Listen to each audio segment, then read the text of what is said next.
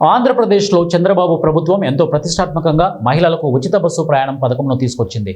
అయితే ఇటీవల free bus సదుపాయాన్ని కొంతమంది పూర్తిగా మిస్యూజ్ చేస్తున్నారు. అచ్చం తెలంగాణలో ఉచిత బస్సు ప్రయాణంలో కొంతమంది చేశారో ఏపీలో కూడా అచ్చం అలాంటి ఘటనలు జరుగుతున్నాయి. ఇప్పటికే ఫ్రీ బస్సులో కొంతమంది మహిళలు గొడవలకు దిగుతున్నారు. ఒక యువతి ఇటీవల తన తల్లికి కట్లపొడి ఆకుల ఇష్టమని ఉచిత బస్సులో అనంతపురం వెళ్ళింది. ఈ వీడియోపై దుమారం చెలరేగిన విషయం తెలిసిందే. దీన్ని బట్టి చూస్తే కొంతమంది ఉచిత బస్సును ఎంతగా మిస్యూజ్ చేయడం స్టార్ట్ చేశారో ప్రత్యేకంగా చెప్పనవసరం లేదు. ఇటీవల విజయవాడ నుంచి జగ్గయ్యపేటకు వెళ్తున్న బస్సుతో పాటు విజయనగరం నుండి కొత్తవలస వెళ్లే బస్సులో కొంతమంది మహిళలు బస్సులో సీటు కోసం తెగ వాగ్వివాదం చేసుకుని గొడవలకు దిగారు. ఇష్టం ఉన్నట్లు జుట్టులు పీక్కుంటూ చీరలు లాక్కుంటూ ఒకరిపై మరొకరు పిడిగుద్దులు కురిపించుకుంటున్నారు తప్ప మొత్తంగా బస్సులో నానా రచ్చ చేశారు. ఒక రేంజ్లో ఒకరిపై మరొకరు బూతులు తిట్టుకుంటూ దాడులు చేసుకున్నారు. చుట్టుపక్కల ఉన్నవారు ఎంతగా వారించినా కూడా వాళ్ళు ఏమాత్రం కూడా వెనక్కి తగ్గలేదు.